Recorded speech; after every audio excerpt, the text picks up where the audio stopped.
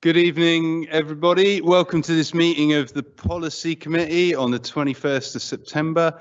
As per usual, we have a microphone for public speakers, webcast in process, and the meeting will be recorded and therefore available to watch after the meeting, or indeed live while it's going on if you're so inclined. So, declarations of interest. Do we have any? No? Wonderful. Councillor Page, pipe down, please. Minutes of the previous meeting. Anything on those? No? Good. I shall sign those as an accurate record then, if everybody's agreed. I will take you. Well, at least someone's got a mouth, which is always helpful. Petitions and questions. Then no petitions this week, but we do have public questions and councillor questions.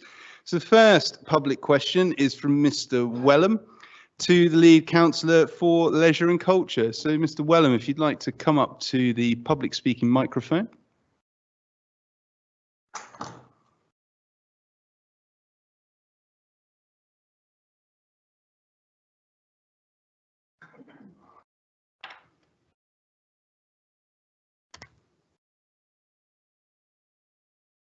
Thank you. Centre button, brilliant, thank you. In your own time. I shan't insult you with the preamble because you can all read that, so I'll just ask the questions directly. What targeted work have Better done since taking over management of the 4 leisure centres in July 2021? Please illustrate the response with verifiable data evidencing for each activity a brief description, the number of pre-COVID visits and the number of post-July 21 visits. Thank you, Mr. Wellham. Councillor Barnett, if you could just turn your mic off for me, thank you. Councillor Barnett Ward. Thank you, Chair, and thank you, Mr. Wellham, for the question. Reducing health inequalities through targeted work with those residents who are most in need is a vital aspect of the Council's contract with GLL. This was important when the contract went out to tender and is even more so today as the pandemic has widened existing health inequalities. Before this contract started, free or discounted access was provided through the Your Reading Passport scheme. This did not allow for effective targeting, something that the Council is seeking to improve through the new contract with revised target categories and new activities. This means that a direct comparison between numbers participating prior to contract start is not possible, as the offer has been improved and expanded. In addition, all the leisure centres have been at least partially closed for extended periods over the last year, or have had periods of severely restricted access to prevent COVID transmission. Nationally, facilities are operating with admissions running 60 to 70% of pre-COVID figures, and Reading mirrors this national picture. A significant focus of the first year to 18 months of the contract is to improve facilities, the dated facility quality being the biggest barrier to use. Addressing this will benefit all users, targeted or otherwise. GLL are currently providing the following: 12-week adult weight management classes with free membership introduced. So far, 2 at Rivermead, 1 at South Reading, 12 attendees per class. This will grow to 8 courses a year. None of these were provided prior to this contract. A physical activity referral scheme with customers' progress being monitored has started. This has 176 attendees, all participants that should be, joined since July 2021 and is targeted to grow to 500 per annum. This is a 15% increase on the previous referral scheme, which was unmonitored, relying on membership being offered to customers following an assessment. Free Ukrainian refugee memberships have been issued to 70 customers, and these were issued pre-COVID. Healthy walks have restarted and administered by GLL. Numbers fell to approximately 600 per week from 200, but this is being relaunched. An over 65s club is operating at Rivermead, approximately 70 people attending every week. Attendance is lower than pre-contract, but reflects the changes in leisure centre use being experienced nationally. Swimming sessions for people with special educational needs and disability are now running at Medway and South Reading. None of these were offered pre-contract. Nearly 2,000 free swims were issued in the first quarter of this financial year by GLL, which is a continuation of the Free Swimming YRP initiative. GLL have appointed a new health communities manager who will be introducing pre and post habilitation cancer care, diabetes management and other initiatives developed with public health colleagues. Dementia friendly audits and staff training are being undertaken at all GLL sites, and further targeted activities will be introduced as the new facilities open, which is Rivermead and Palmer Park. Thank you, Councillor Barnett Ward. If I could get you to flick your mic off for me. Thank you.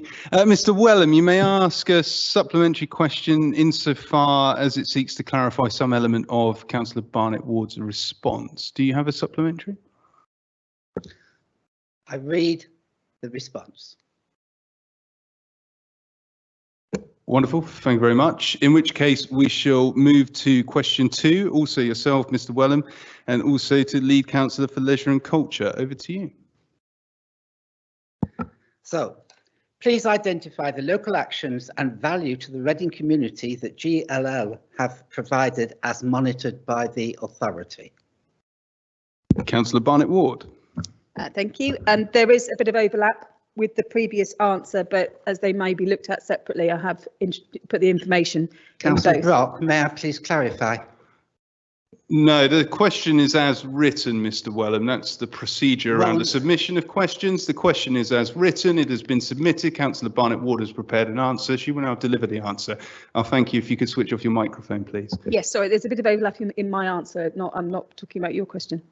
GLL are working with Reading Borough Council on the delivery of a brand new state-of-the-art leisure facility at Rivermead Leisure Centre and a brand new community pool at Palmer Park Sports Stadium, along with improved gym and fitness facilities. Both centres include information hubs, children's soft play centres and cafes for families to enjoy. There have been extensive improvements at South Reading Leisure Centre with the gym, reception, class area and dry side changing rooms all benefiting from refurbishment and improvement.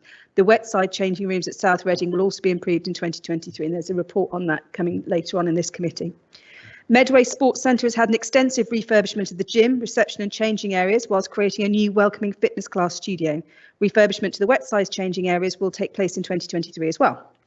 GLL have continued to provide free swimming to users of the former Your Reading Passport, with 1,943 free swims taking place between April and June 2022 alone.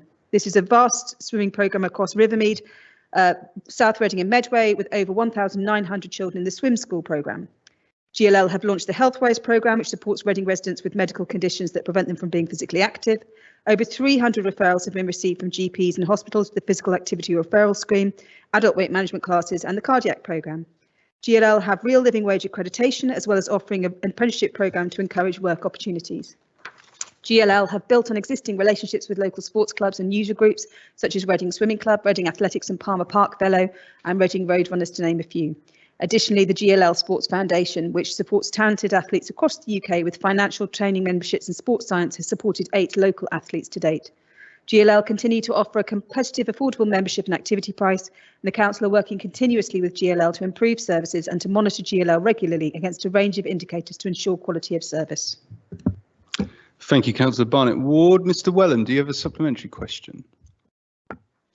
Again, I hear and read the answer. I make use of South Reading, or I did until April. In April, they stopped me. It wasn't until I had a conversation with Ben Stainsby that facility was... Mr. Wellham, do you have a supplementary question rather than a statement, please?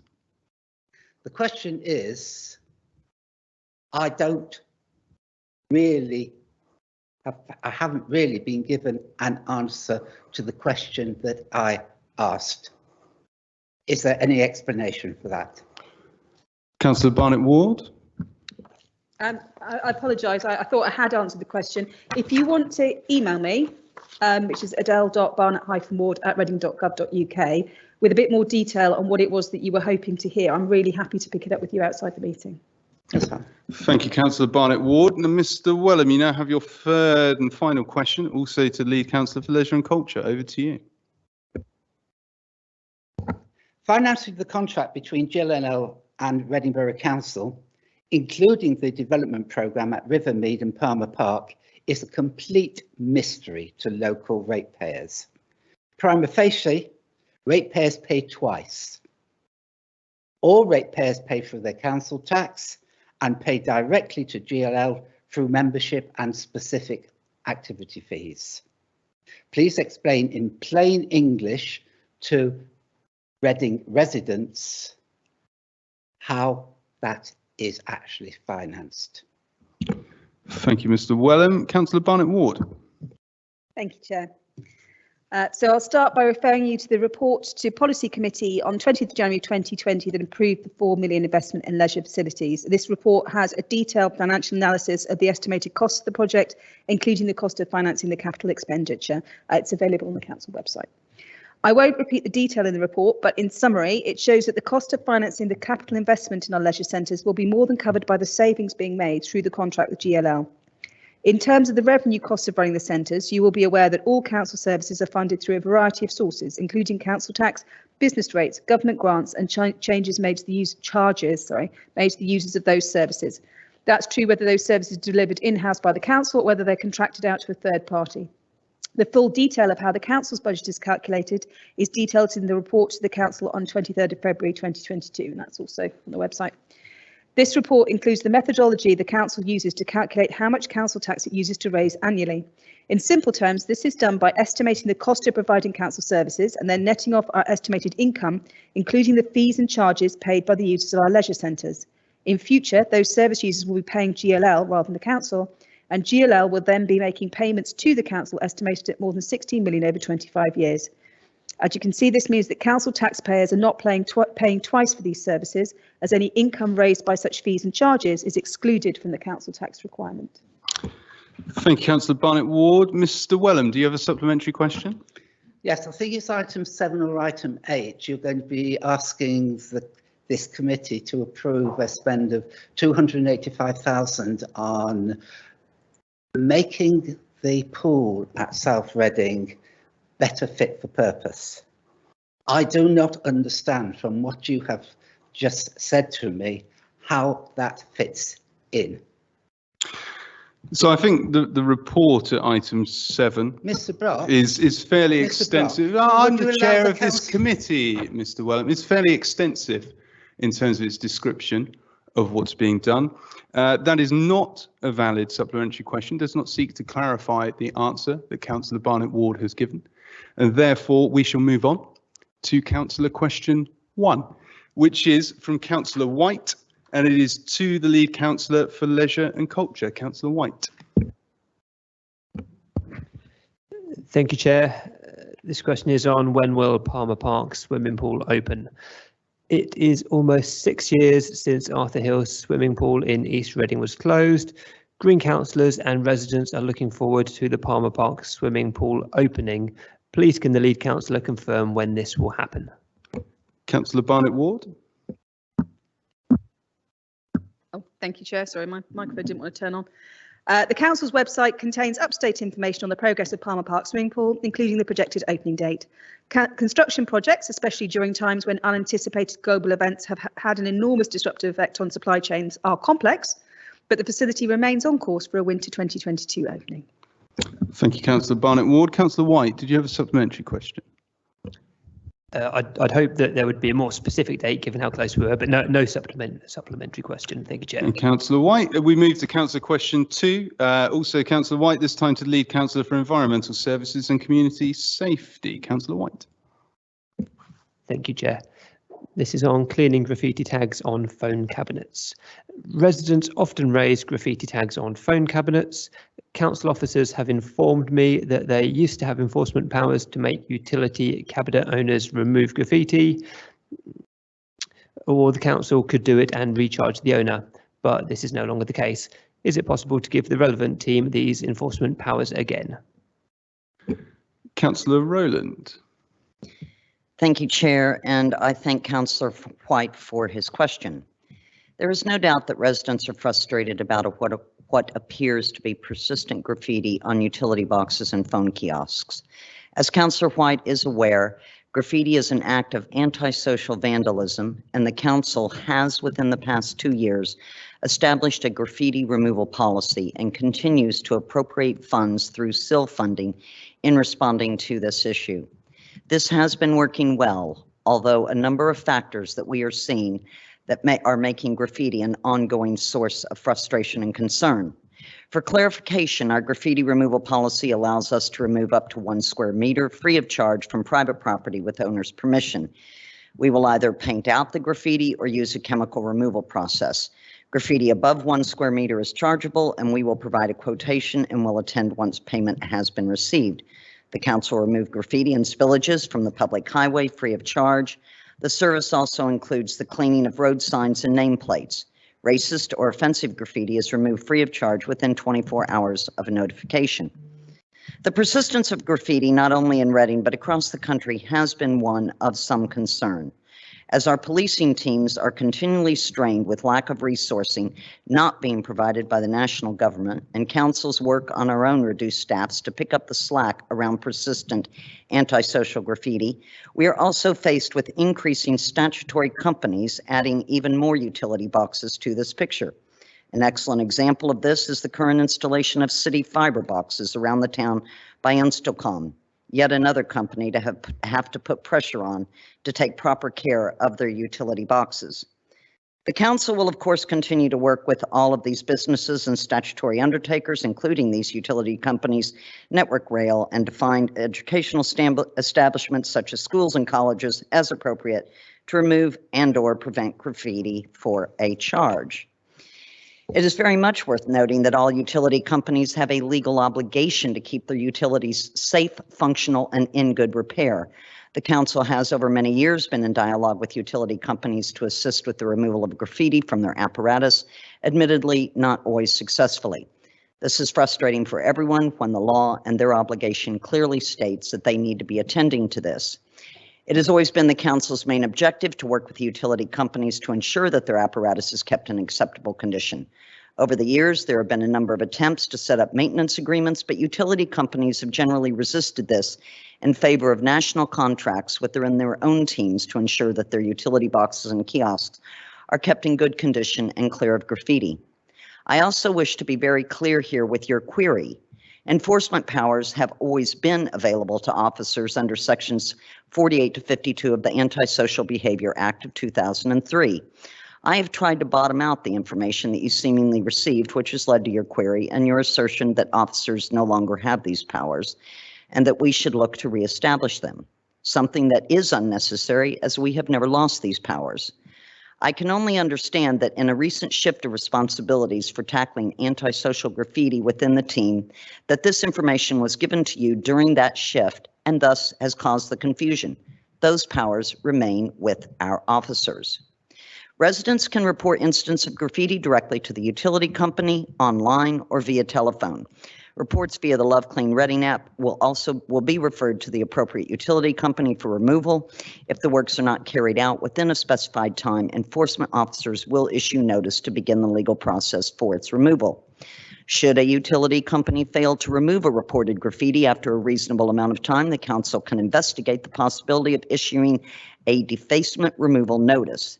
These are notices that local authorities can serve on the owners of street furniture, statutory undertakers, whose property is defaced with graffiti. These notices oblige the recipients of the notice to remove the specified graffiti within 28 days, or the local authority can then remove it and recover the cost. The council will, of course, continue to liaise with the utility companies to keep tackling graffiti as it occurs. We are also looking to tackle the root causes and challenges of persistent antisocial graffiti with the police and with our own ASB team, and to sidelining perpetrators as they are caught. Finally, we are also supportive of the local art groups who have, with the apparatus owner's permission, used street art successfully to reduce the amount of antisocial graffiti to these utility cabinets.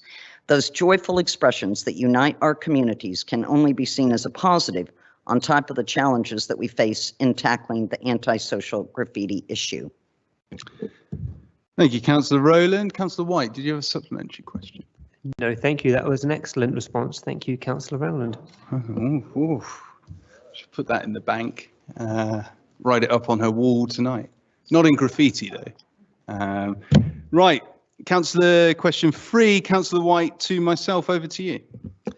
Thank you, Chair. This is providing warm spaces this winter. Even with the government's recent announcement on capping the price of energy for households, many people will be unable to afford to heat their homes adequately this winter.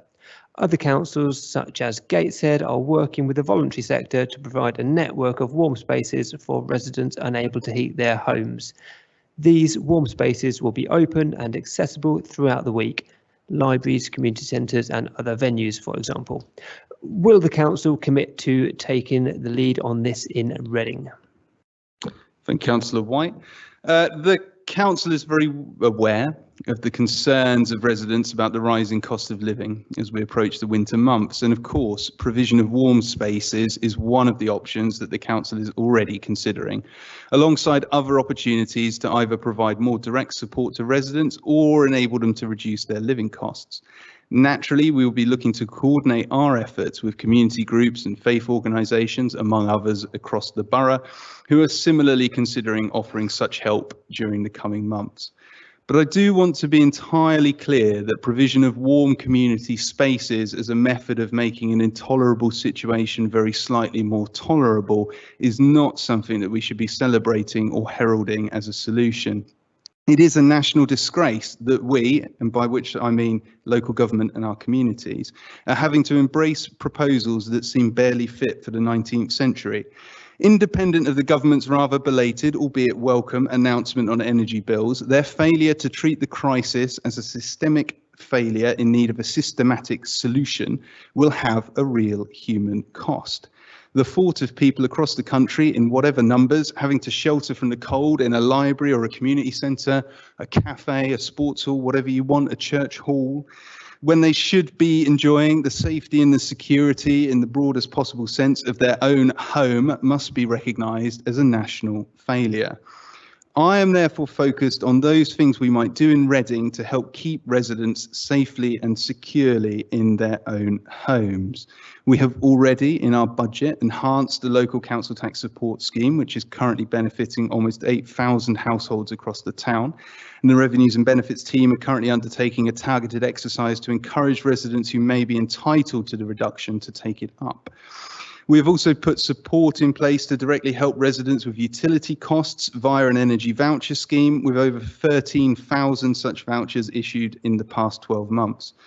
We have also held our council home rent increases below their permitted rise, but I would appeal to the government for more funding and more powers to allow us to do more, because we understand better than they do what our communities need. Council officers and partners from the voluntary and community sector have quickly established a cost of living task and finish group to coordinate our support to those at risk of experiencing hardship due to rising prices.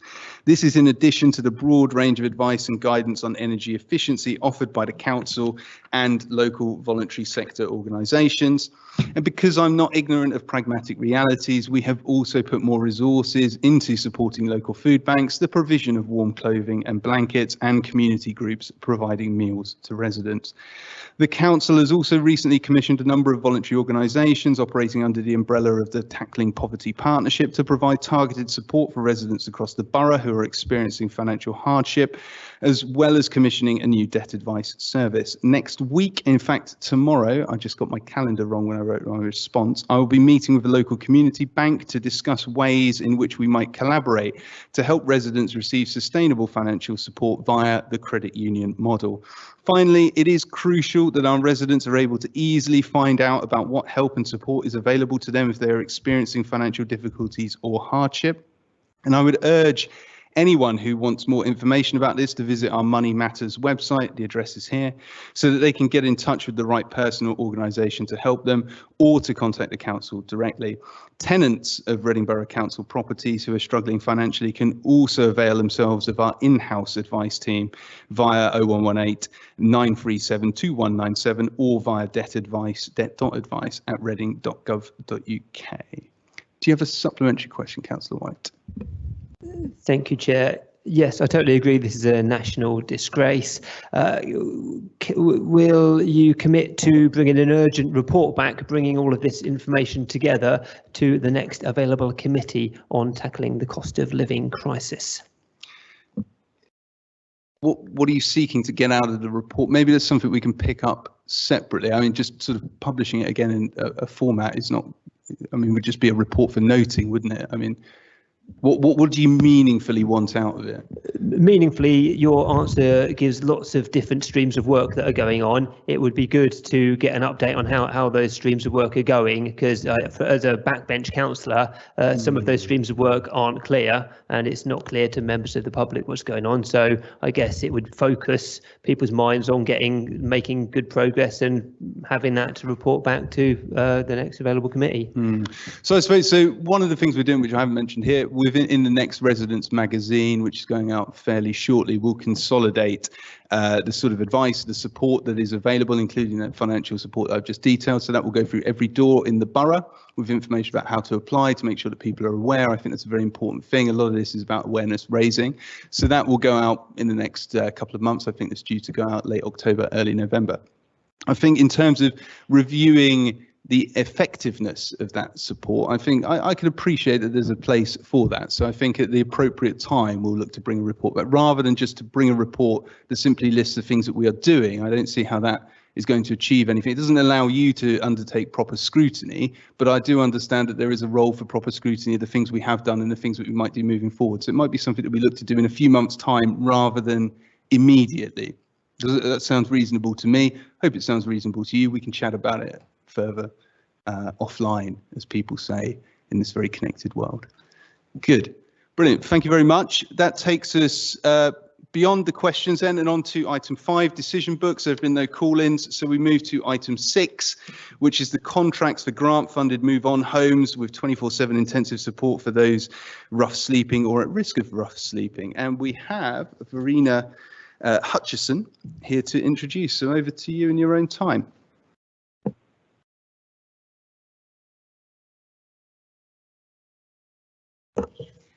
Thank you very much, Chair. So this report is seeking authority to procure award contracts and seek authorisation to enter into new contract arrangements for the NOVA project, which is a female-specific project for 10 vulnerable females in the borough who have formerly rough slept or been at risk of rough sleeping, and for 57 Caversham Road, known as the Pods, which accommodates 40 vulnerable single people and couples separately in units who again have rough sleeping histories or at risk of rough sleeping. The report is outlining the procurement award of contracts and authorisation from the 1st of April 2023. And we'll be utilising what we call Rough Sleeping Accommodation Programme grant, which comes from the Department for Levelling Up Communities and Housing. The recommended, there is an equality impact assessment, that being because the NOVA project specifically is to support vulnerable females only, and the pods as well are targeting a specific vulnerable group.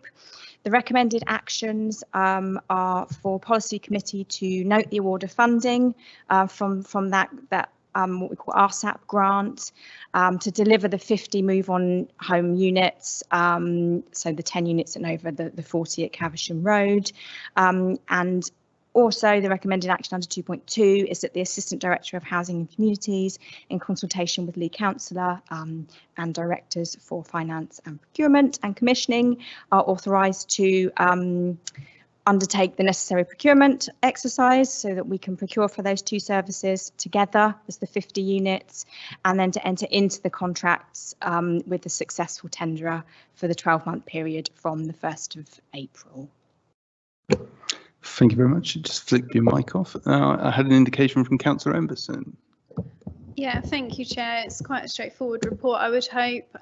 Just want to say congratulations again to the team for, receiving this award, and it just goes to show that we're trusted to deliver in terms of tackling homelessness and rough sleeping. And we know that we already do a lot of work in this space, and this will go a long way in continuing the great work that we do. And I hope that the committee is minded to approve this evening. Thank you, Councillor Emberson. Councillor White. Thank you, Chair. The life expectancy for a woman sleeping rough is 43 years old. This is massively unfair. We welcome the recommended action set out in the report as a way to move forward and tackle rough sleeping in Reading.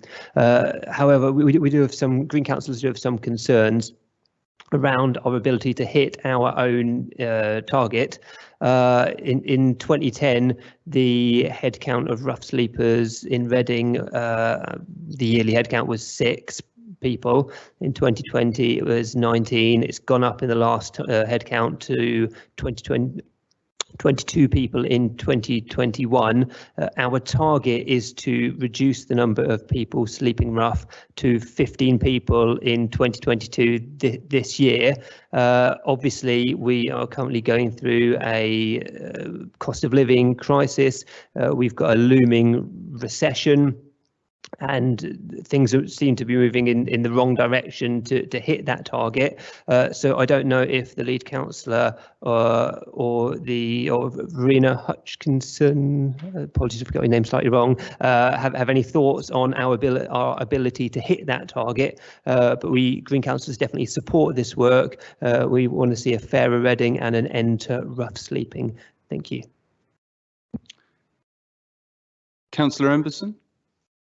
Yeah, thank you, Chair. It's disappointing that Councillor White is coming along this evening and again just batting off figures. And I would hope Councillor White would appreciate that rough sleeping and homelessness is a complex issue, as the report notes. And I do think he knows that, really. And, you know, it requires a multi-agency response with, you know, drugs, alcohol. This is looking at ex-offenders, women that have been subject to domestic abuse. And he talks about targets, and funny enough, last week I was speaking to V about the impact of stories and, you know, the importance of the people behind the numbers. So I just find it quite crude when Councillor White comes throwing numbers around, and we have no such target in terms of the annual count. That's something we do every year, and that gives us a true record on the night. But there's so much more behind that, as I know he knows because he has briefings on this. The only targets we have are associated in the corporate plan in terms of those that we prevent from rough sleeping, and I know Councillor White has had those figures as well. And you know, of course, I would hope that this year in the annual count the numbers go down, but in the context of the cost of living we've already discussed this evening, you know, we can't just throw around numbers. We have to think about the story behind it. And Councillor White would do good to read the government's recent strategy on homelessness, and he would note that the Nova project is listed in there, showcasing something that we're doing in Reading to help women who are struggling with homelessness and have extensive difficulties in terms of their history and going back to rough sleeping. So I hope Councillor White can appreciate those stories and the importance of the complex nature of it, rather than just throwing numbers around in a committee. And I must admit I'm quite disappointed, as we had discussed, you know, in terms of the numbers and what we can do. But I hope Councillor White is happy to support the recommended action this evening, and show a bit less crudeness, I think, in terms of the numbers. You know, these are people we're talking about. Councillor Rowland. Thank you, Chair. And I just want to really second what Councillor Emberson has said here about the stories, about the people. Being a town centre councillor, we see a focus of homeless persons presenting in the town centre area, and a lot of the work has been the town centre area. We also receive regular briefings and have seen some wonderful stories of success. I'm sure that Councillor White will be comforted to know that one gentleman that I've known for a number of years, I've literally had conversations with him, and it's hard to say this, about the fact that he was literally drinking himself to death, and that I was hoping that he could somehow find his way clear to stop that and to go on living, actually. I have to say, he's been with one of these facilities and that we've brought up here, and has presented as sober for a number of months now. And it lifts my spirit, it lifts my heart, and it gives me a lot of hope. I almost want to say that, you know, we've even if we've rescued one person, we have rescued one person, but there are other stories of success, and this recommended action here is talking about making those successes continue. As those numbers, you know, continue to dwindle, and those numbers are very small and they're extremely complex. Those are the stories and the things that really verify and let us know that we're on the right track with all this. And I'd love to commend the work. It's been really excellent. Thank you, Councillor Rowland. I haven't seen any other indications. I'll just sort of say, I think it's nice always to hear stories of success, actually. I mean, and those sort of human stories and that qualitative side of the work is really important, and it's something that we often don't talk enough about, I think. And I think it's nice that the council has had such a record of success in securing funding, in leading pioneering projects which have gained recognition nationally. It is a shame that we do not control the world around us, and that we set targets, of course, and we seek always to meet those targets and to do the right thing by residents who are rough sleeping, to do the right thing by all of our residents. But because we don't control the world around us, we have a sort of limited capacity sometimes to hold back these other challenges which increase rough sleeping. Now, I know that Councillor White does understand in many ways the complexities of rough sleeping. I know that he knows that too often rough sleeping and homelessness are conflated, or rough sleeping and begging are conflated. I think it is an incredibly complex issue, and it is important that we find the space to talk about those qualitative stories like Councillor Rowland has done, and that Councillor Emberson was telling me earlier that in fact even the government are moving away from a sort of numbers centric towards a much more sort of story centric model of determining the success of projects like this. But I think we have to be able to have that sort of reasoned debate. It's right that we should have, you know, some challenge around these things, but we have to avoid it becoming a sort of simple numbers game, because we are talking about the lives of people and improving people's lives and giving them a future. Ms. Hutchison, was there anything you wish to add? I think only to say that this grant doesn't sit in isolation, and these services don't sit in isolation. We have core services around Willow House, we have tenancy sustainment services. We've just gone out to tender on another grant that we've been successful with for the Rough Sleeping Initiative. So Housing First coming online from December, and what we're calling flexible response services to rough sleeping. So out of hours tenancy sustainment services for people that can't manage their own front door. We're collaborating with public health around the multiple disadvantage outreach team for people who need support with drugs and alcohol, who are rough sleeping, alongside mental ill health. So it's part of a wider effort around rough sleeping, as well as our RSAP funded services. Thank you. Right, we shall proceed to the vote on the recommended action. Those in favour, please show. Good, great. Unanimous, thank you very much, and thank you. Moves us on to item 7, spend and funding approval for improvements to leisure facilities. Do we have someone online to present? Mr. Stainsby, perhaps? There he is, on the magic box. Over to you. Thank you, Chair. This report sets out 2 sort of sets of improvements that we want to make, one at South Reading Leisure Centre and one at Palmer Park Sports Stadium, and seeks sort of scheme and spend approval for these, and also identifies that we have been successful in seeking of £1.5 million worth of grant funding from Sport England towards the build out of new facilities within Reading, £500,000 at Palmer Park Sports Stadium and £1 million at Rivermead. At South Reading Leisure Centre, over a period of time, the swimming pool tank itself has, I suppose, declined, with the concrete becoming slightly porous that allows water to get into it. That then corrodes the metalwork that makes bits of the concrete spool or break away. And the intention is to undertake a series of repairs to that to secure the long-term future. and doing that now prevents more expensive repair being required in the future. This maintenance to the structure of the pool remains the responsibility of the council within the leisure contract that we have. The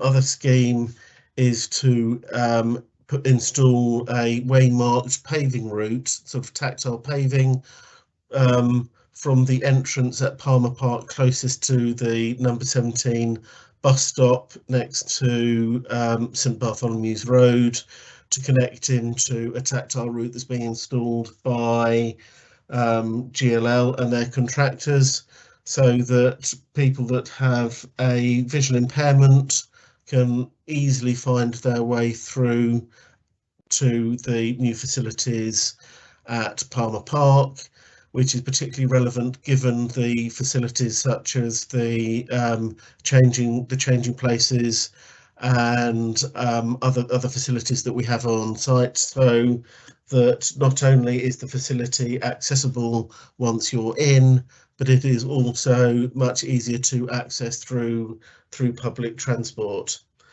The section 2 identifies the sort of the values and the individual recommendations and requests for us to progress with each of those elements. Thank you, Chair.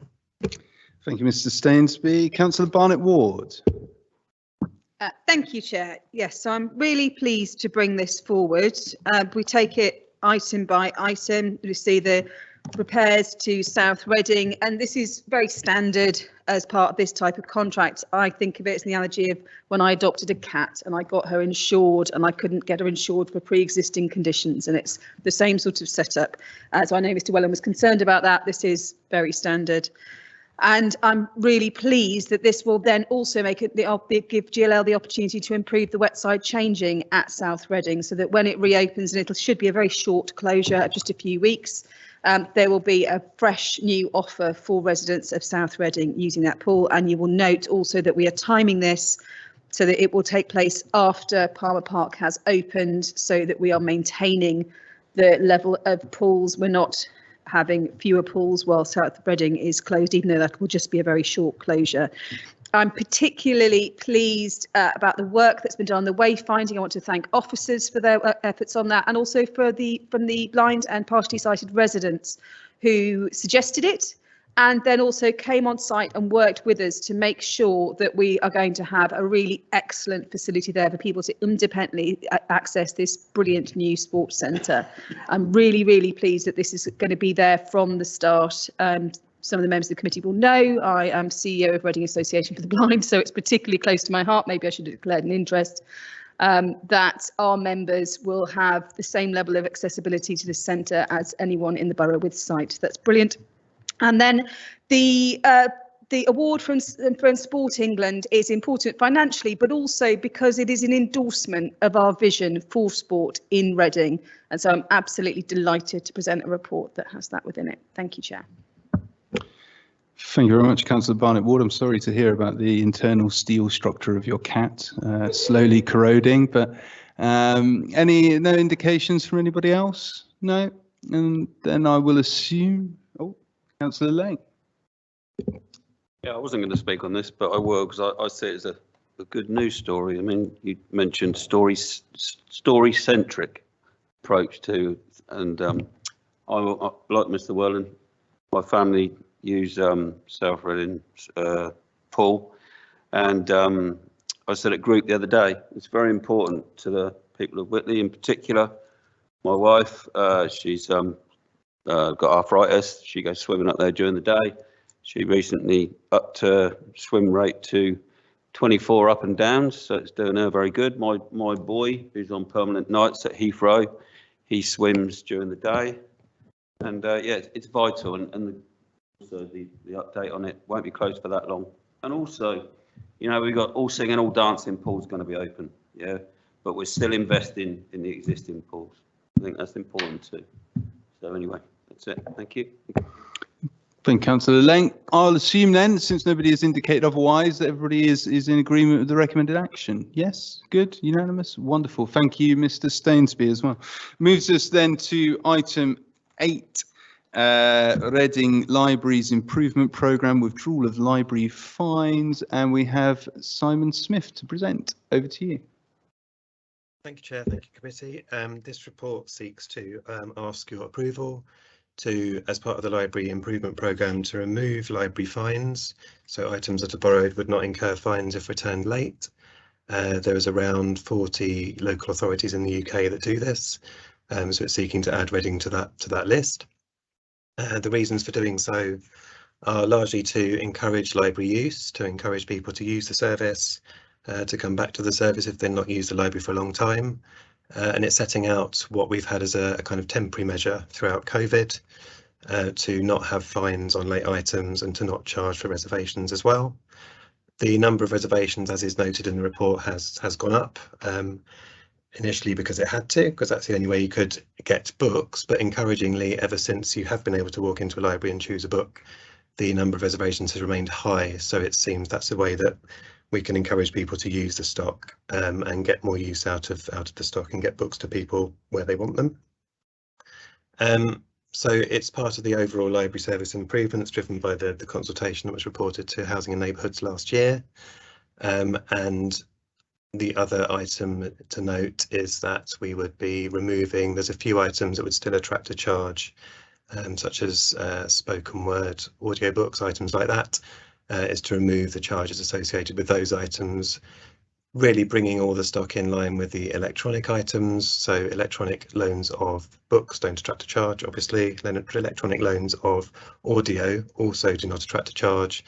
So it's a way of making sure there's a level playing field there. So those that are, for whatever reason or out of choice, not able to borrow downloadable audiobooks and want to stick to physical audiobooks where we still buy them, they're able to borrow those for free too. So really, we were able to do all of that, but it's not impacting the overall library service budget. And as the report notes, we've grown the income from the library service substantially over recent years, meaning that we're able to do this as a way of supporting use, encouraging people to use the service, to come back to the service, and also as a measure of support with the cost of living crisis as well. Thank you. Thank you, Mr. Smith. Councillor Barnett-Ward. Thank you, Chair. What's really pleasing about this report, not just the content, but it is the fact that we are ratifying something that has already been trialled in the field. We've been doing this for a couple of years now. We know it doesn't lead to an increase of lost books. We also know from the research work that's been done recently with residents that the fear of incurring fines is a disincentive for people to use the service. When you look at, I think it's 3.4.1, yes, 3.4.1, you can see a graph there that shows usage across the borough, and areas of higher deprivation have less use of the libraries. And so this is a way that we can tackle that inequality. People who are going to be more worried about library fines, making the library more accessible to them. It's a space that they can access without worrying about being challenged about a fine on their books. Since 2010, a fifth of our nation's libraries have been closed, and Reading has kept every library open because we know how important they are to our communities. It wasn't always easy. I'm not taking credit for all of it because I wasn't on the council for a lot of it, but it is a great point of pride that all of our libraries remain open. They remain lively spaces. I recently had a tour with Simon around all of our libraries, and it was wonderful to see the variety we've got across the service, to see the dedication of the staff, and to see residents enjoying their spaces and feeling real ownership of their spaces. And the hope is that with this ratification, that we will not be reintroducing fines and fees, that will help break down barriers to more people using and enjoying their libraries. Thank you. Good, wonderful. I haven't seen any other. Councillor Robinson. Thank you, Chair. I must say, when I first saw this report, I did struggle. I mean, the use of fines in libraries has been there ever since day one. It is meant as a deterrent, so that with libraries, resources are limited. And if somebody takes a book out for a certain amount of time, then they should bring it back so that it can become available for other members of the community. So I think that removing fines is in effect a way of removing a deterrent. I mean, one of the reasons as well why I suppose library usage isn't what it used to be is because obviously we've been through the pandemic, but the use of the internet, a lot of people use that, for research and such like, and obviously the download of electronic books, etc., from the internet. So I am struggling really in terms of, whether this is a move that might have detrimental effects on, the availability of resources within libraries. As a result, I think, personally, I will abstain from voting on this particular one, but that's my feelings. Such a negative view of human behaviour, Councillor Robinson. You're not motivated by the fact that this has effectively been in practice and hasn't resulted in any excess loss of stock, as has been explained by Councillor Barnett-Ward and indeed by Mr. Smith. I would implore to say that you may wish to reconsider your abstention and instead support a sensible policy that will benefit residents and help encourage people back into libraries. Councillor Thompson. Yeah, I just wanted to say when I first read the headline, I had a similar response, but just based on my own rather tardy returning of library books. But when I read more in detail and then also looked that this is actually a very exciting proposal, and I think it's very positive. And it's been done in many of the biggest libraries in the States, as I found just by reading around the topic. So I think it's a very exciting idea. And if there's any doubts, maybe it would be reviewed in, a couple of years' time, or in case but that I think would depend on the library service if there's even a need to do that. But I think, yeah, great idea. Thank you, Councillor Thompson. Councillor White. Thank you, Chair. I wasn't going to speak on this one, but inspired by Councillor Robinson. Green councillors support scrapping the library fines. We share the hope that this will, it's more than a hope, the reality that this will make more people love reading and won't harm the library service. Maybe we could keep fines just for Councillor Robinson. I don't know if that's possible, and increase them substantially. We'll be voting for I'll be voting for the recommended action. Thank you. Perhaps he has a lot of Mills and Boon books he hasn't returned or something similar. Councillor Mitchell. Thank you, Chair. Just a point of clarity, really. I note the number of lost books items is dropping. I had similar concerns to Councillor Robinson. Could I just ask for my own information? When a book is lost, it's gone, not returned, with no incentive for the person to return it.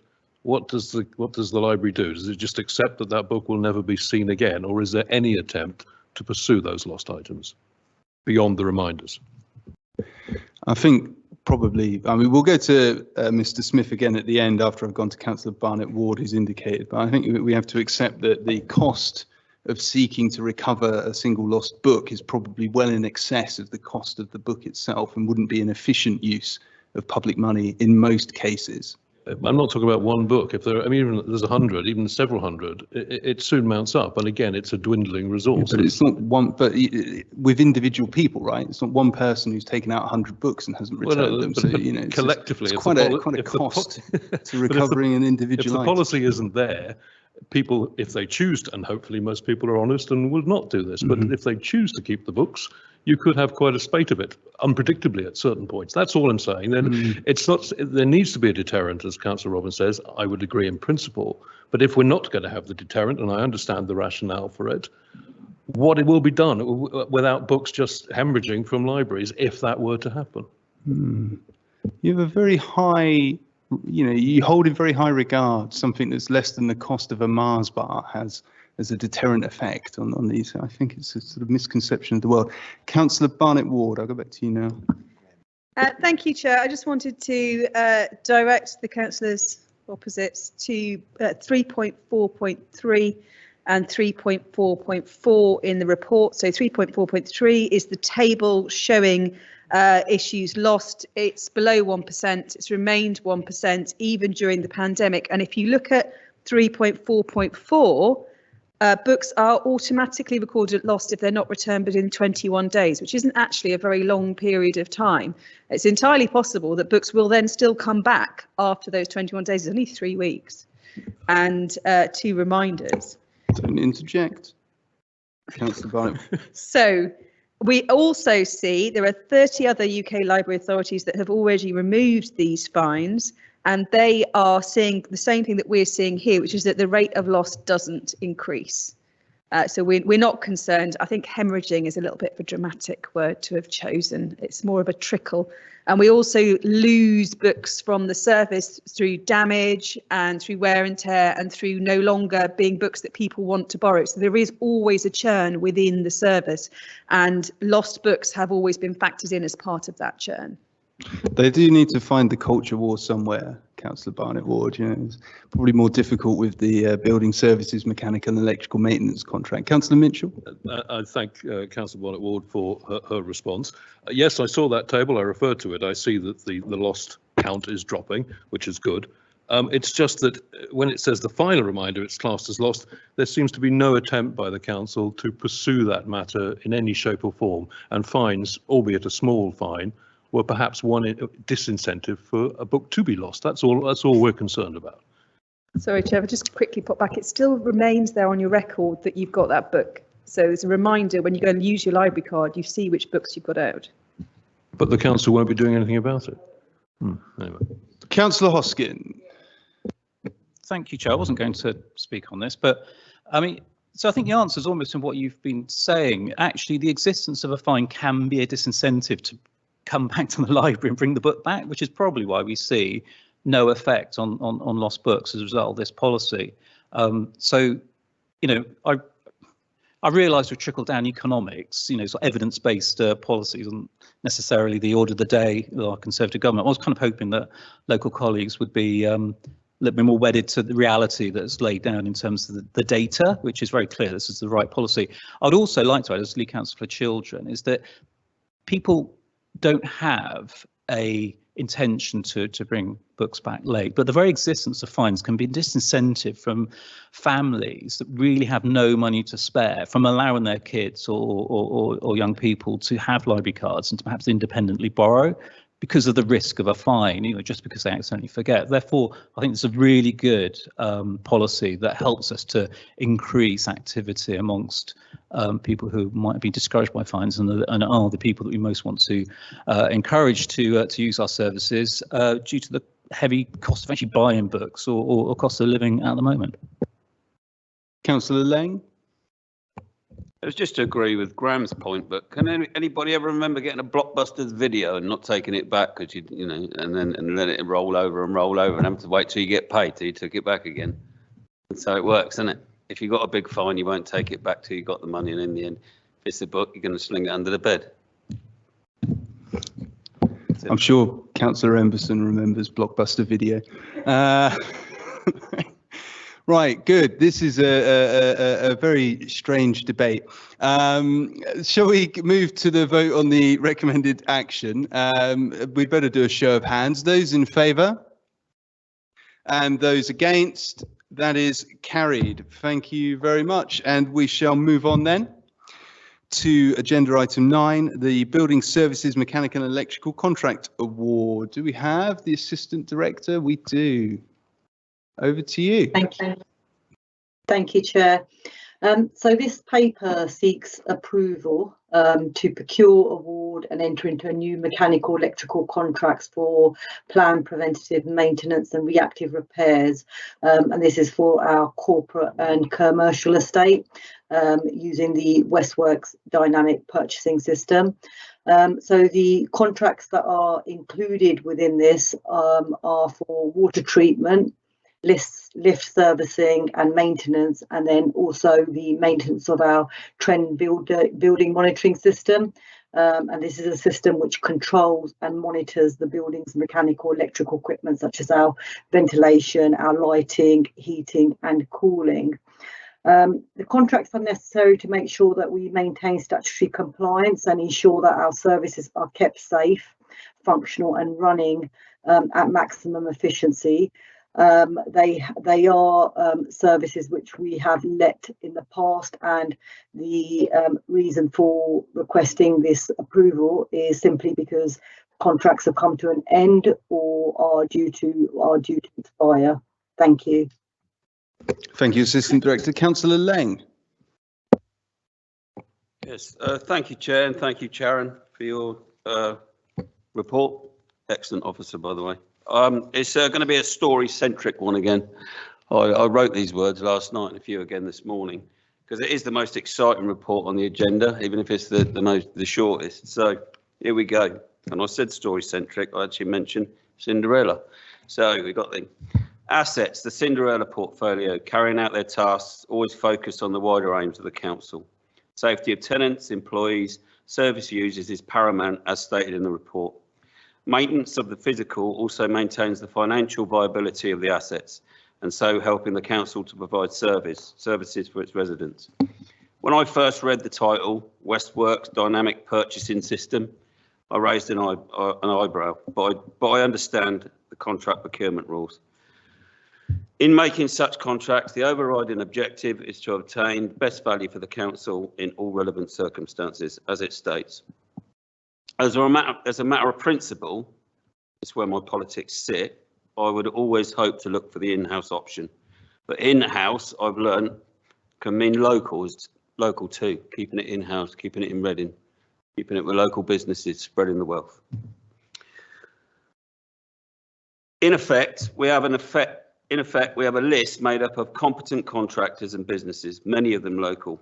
This sits well with our strategic aims stated in 5.1, Thriving Communities, supports the employment of small and medium enterprises, helping to tackle the effects of the pandemic on small and local businesses. The safety of our properties is essential, in particular those used by vulnerable adults and children in our communities. Therefore, ensuring that we provide assets that are fit for purpose, compliant, and safety is paramount. Again, I see social value in this policy. Others probably won't. I see levelling up in this policy at a local level. Others probably won't. This is important to me. It should be important to us. And I ask colleagues to support the recommended action in 2.1. Thank you. Thank you, Councillor Lang. I haven't had any other indications, so I will assume that everybody is agreeing with the recommended action. Yes?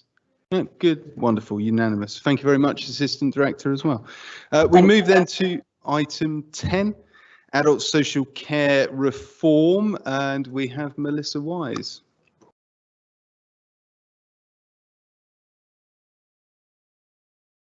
In your own time.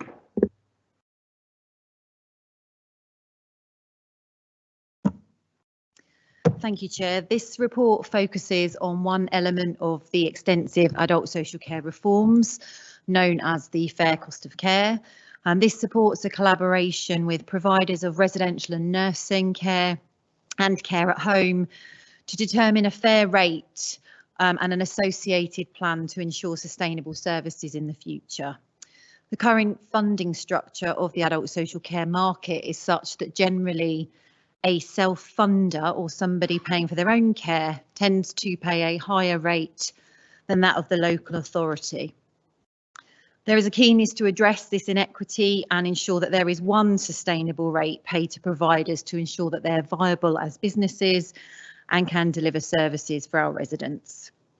There is a sustainability fund, as referenced in the report, being made available to fund these changes, although currently the settlement for councils is unknown for future years. Council's been working with the relevant providers of care to determine their costs using the toolkits that have been determined nationally, and the council are required to submit these calculations alongside a plan to the Department of Health and Social Care by the 14th of October.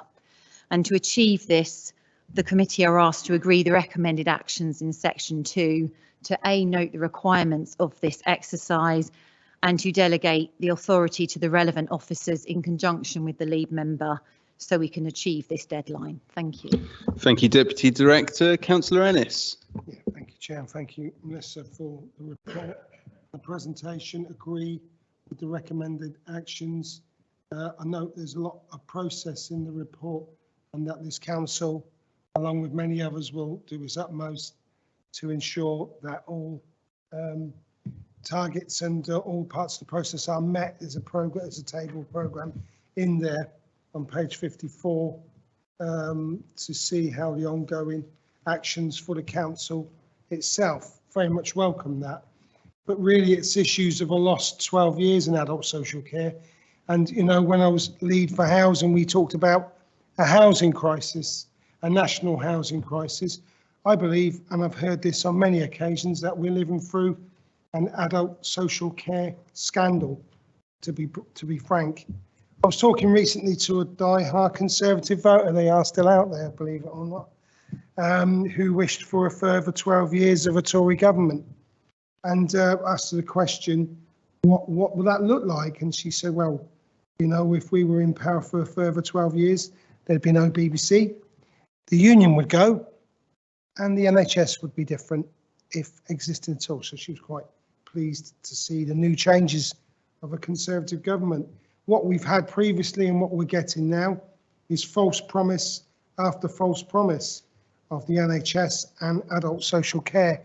In his leaving speech at the end, Boris Johnson had claimed to have fixed it.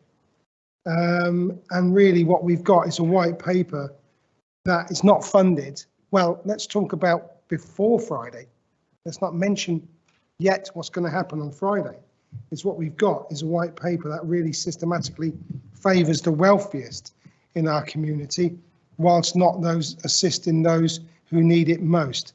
But at least the previous Conservative administration tried to hide that. They tried to claim that wasn't going to be the case.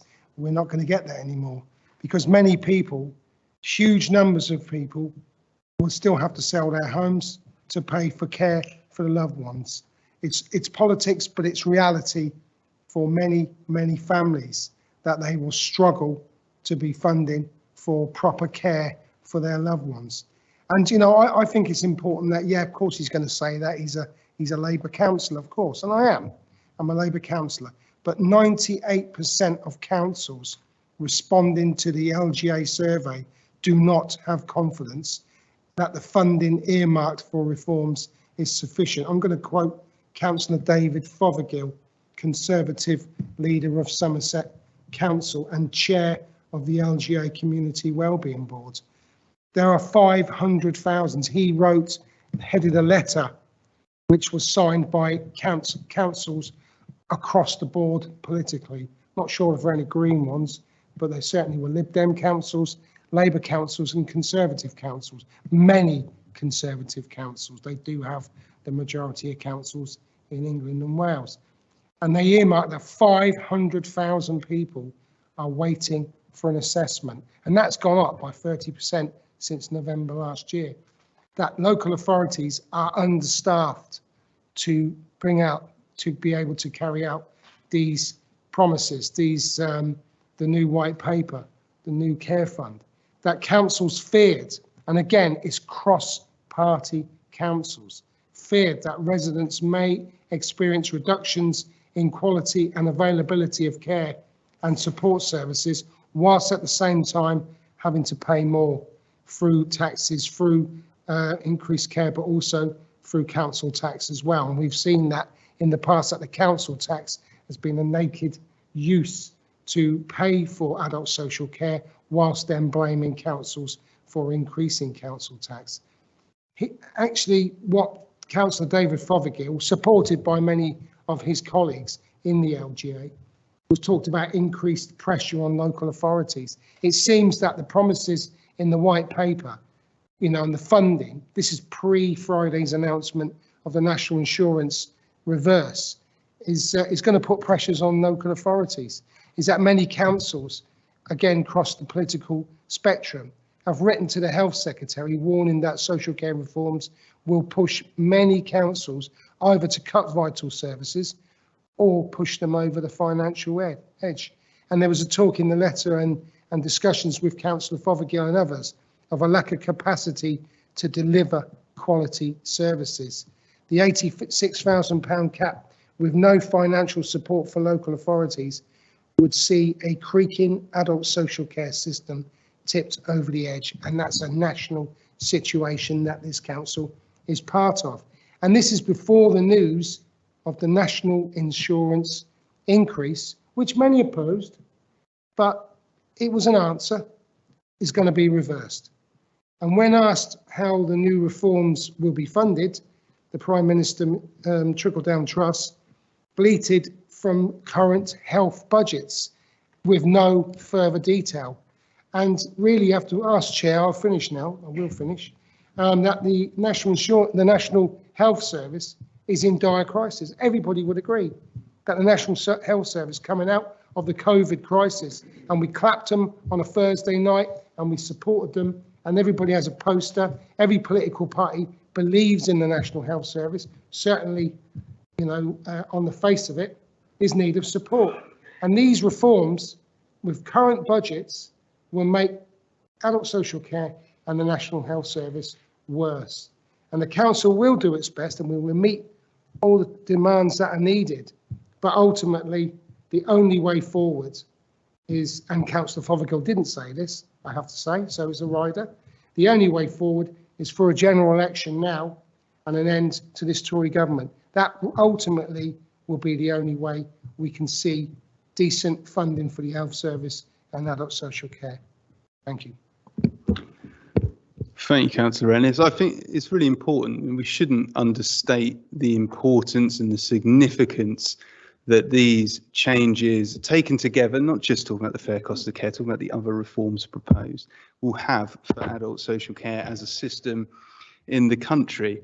I mean, where there is insufficient funding for the delivery of adult social care, which is the reality, there is insufficient funding. Unfortunately, that is going to have an effect on people's lives, an extremely negative effect on people's lives, and the government need to get real and they need to understand that actually they do need to fund these reforms properly in order that they may be delivered to successfully improve the standard of care across the country. And councils, unlike the NHS, can't run a consistent deficit.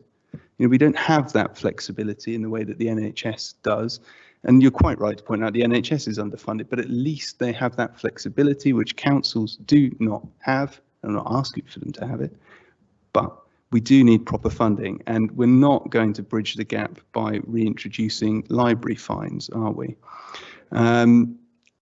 I suppose the thing that concerns me most of all, though, is that adult social care is treated as a sort of minority sport in terms of political engagement, in terms of resident engagement. Yet, of course, it is something that ultimately will affect all of us. You know, either you will need care one day, or a family member or a friend will need care one day. And we do need to engage much more constructively, I think, both in this council and nationally in proper discussions around social care, rather than leaving it as a sort of sideline issue, something that is treated as being less significant than a debate about library fines, for example. We all need to invest more effort as councillors in getting across from these issues and engaging with the debate, because, you know, on both sides of the equation, I mean, we as the administration need to be able to sharpen our focus and ensure that all of us understand how these things are interconnected, and the opposition need to be able to do their proper role of scrutinising to ensure that that focus remains laser sharp. So that is my appeal to councillors across both sides of the chamber tonight. But having detected no indication from anybody, I will assume that everybody supports the recommended action, yes? Good. Agreed, wonderful. Then we should move on. What were you going to sum up?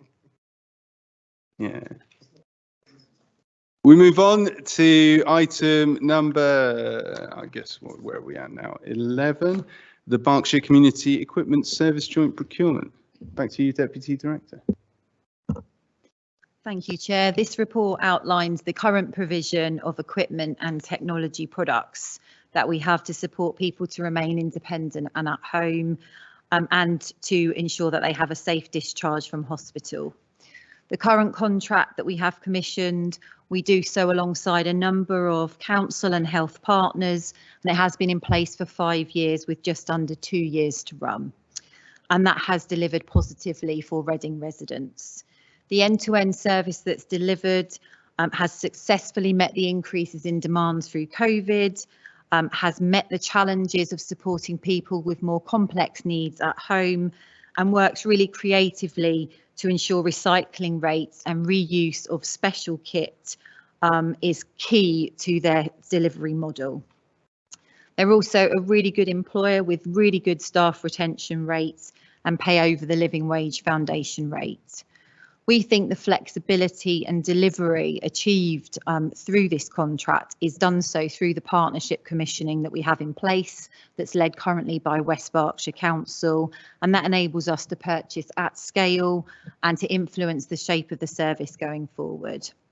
Whilst other options have been considered for the next contract, and those are outlined in the report, the recommendation to the committee is to enter into a joint procurement again with the partnership for a contract up to 7 years, and request the delegated authority from officers to enter into this procurement at that point. Thank you. Thank you, Deputy Director. Councillor Ennis. Thank you. Excellent report. Thank you again to Melissa for the report and the presentation. Definitely agree with the recommended actions on page 60. And hope this would get support. I think many times we've seen in the past when councils, opposition councillors and the administration have talked about the need to economies of scale to work together. And we often look and think we could do more of this.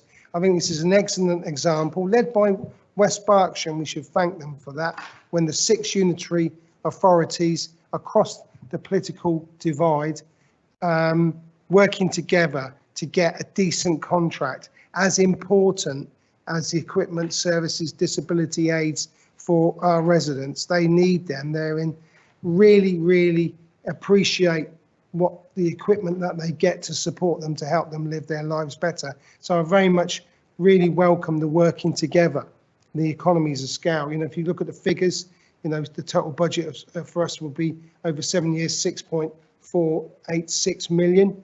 And also to hear that Readings, because not other councils across Berkshire have followed the foundation living wage, but we insist on that, as we always do, which I think is excellent, and that's happy that the other councils are picking that up as well. The other point to make is also the question of recycling, because I know in the past there have been people saying, I've got this equipment, what do I do with it? And I think we've got a lot better at recycling the equipment, getting it back, and so other people can use it. So I think this is a good news report. It's needed under today.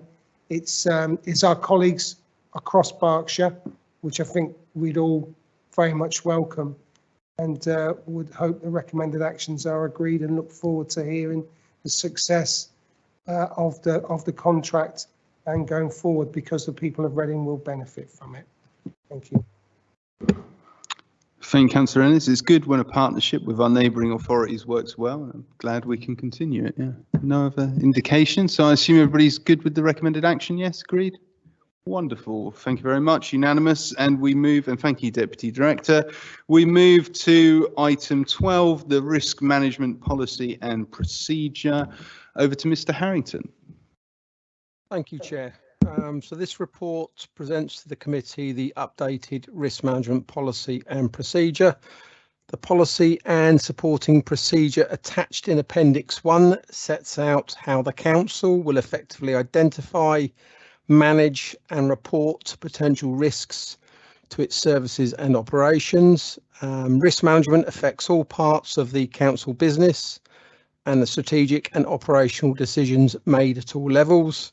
It's a key part of the council's governance arrangements, and the risk management policy supports the authority's compliance with its statutory requirements. The updated policy and procedure set out in Appendix 1 now incorporates a one-page policy statement, key definitions to improve the understanding of terms and processes, the council's risk management process, including factors to consider, details of the reporting framework, the need to identify the risk appetite per risk, and to plan in risk management proactively rather than reactively.